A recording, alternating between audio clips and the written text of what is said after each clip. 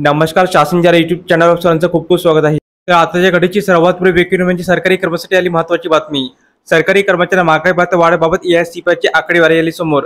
त्या संदर्भात एपिसोडच्या माध्यमातून संपूर्ण अपडेट आता म्हणा हो. त्यापूर्वी जर आपण चॅनल नवीन असेल तर चॅनलला सबस्क्राईब करायला बस केला. आजच्या अपडेट सहितपणे समजूला सुरू करूया. सरकारी कर्मचाऱ्यांना जुलै 2024 पासून 3% महागाई भत्ता वाढ लागू होणार असल्याची मोठी महत्त्वपूर्ण माहिती समोर येत आहे.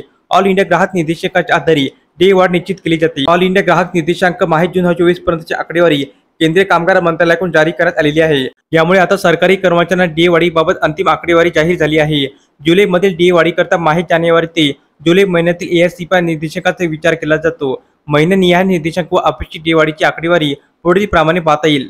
महिने आकडेवारी जर पाहिलं तर जानेवारीमध्ये 138.9% म्हणजे 50% डे अपेक्षित.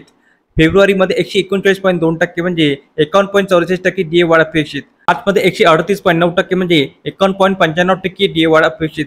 एप्रिलमध्ये 139.4% म्हणजे डे वाढ 52.43% अपेक्षित. मे मध्ये 139.90 म्हणजे 52.51% डे वाढ अपेक्षित. तर जूनमध्ये 141.4% म्हणजे 53.44% डे वाढ अपेक्षित.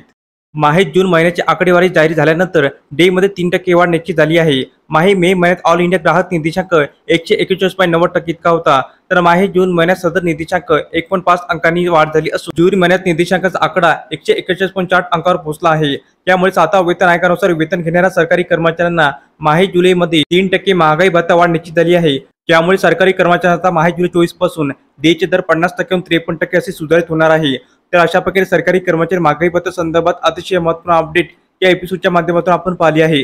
जर हा व्हिडिओ आपण आवडला असेल तर चॅनलला नक्की सबस्क्राईब करा, लाईक करा, कमेंट करा आणि असेच नवनवीन अपडेट मिळण्यासाठी शासन युट्यूब चॅनलला सबस्क्राईब करायला अजिबात विसरू नका. धन्यवाद.